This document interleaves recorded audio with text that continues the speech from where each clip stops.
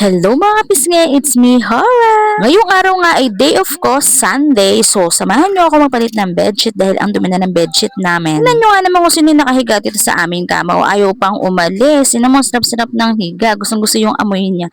Papalitan ko kasi yan kasi nga ang dami niyang mga ihi-ihi dyan. Binuhat ko na nga lang si Coco para nga mapalitan na nga natin ng bedsheet to. Grabe, hanggang ngayon hindi pa ako sanay mag-voice over. Galit na nga ako dyan magsalita kaya ayan ang itsura ng anak ko. At para ba nga ang tari-tari ng anak ko na rin? Ay, talaga namang ayaw pa niyang umalis at tumiga pa ulit. Sinungitan na naman nga ako ng anak ko na to, kaya tara na, go na, palitan na natin. Let's go! Ito nga pala yung binili kong bedsheet, sobrang pretty, ma-flower-flower. Maluwag siya sa kama namin, pero okay lang kasi nga meron naman ako nilalagay na ipit dyan sa ilalim. Queen nga pala yung kama namin, pero ang nabili ko ang bedsheet ay king. It's okay lang kasi nga may bago na naman akong bedsheet. Kaway-kaway sa mga mahilig mag-bedsheet dyan. Sobrang dami ko ng bedsheet, yung iba nga hindi ko nagagamit kasi nga si Coco lagi naiihan. Hindi ako makakapagpahinga, yung wala ba akong lalaban, yung nakahiga lang ako sa kama, gano'n ang atake ang gusto ko.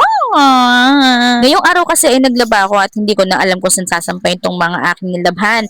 Ang daming damit, grabe. Kain mo yun, dalawa lang kami pero ganyan kami magdamit. Pero buti na lang nagawa ko na lang ng paraan. Napakalakas nga ng ulan ngayon dahil number 4 tayo ngayon ng signal ngayon. Ha?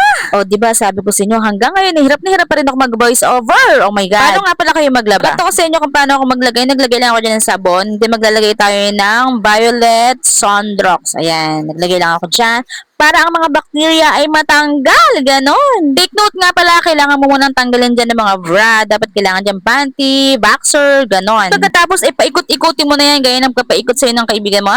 Gasabi! At kapag nahilo ka na, pwede mo na yang iwanan. Di pa nga ako nakontento, kaya nga naglagay ako ng sabon na bar. Para tanggal-tanggal yung bakterya. Ganon. Grabe makabakterya, no? Bumili na rin pala ako nito. Hindi ko alam kung ano tawag din eh. Nilagyan nga pala ito ng mga panty at bra para ang iyong mga bra ay hindi umaano sa mga panty. Kumakapit, umiikot, ganon. So ano pa iniintay mo? Mag-check out ka na. Ha? Ano daw sabi? Mag-check out. Yun lang. Bye-bye!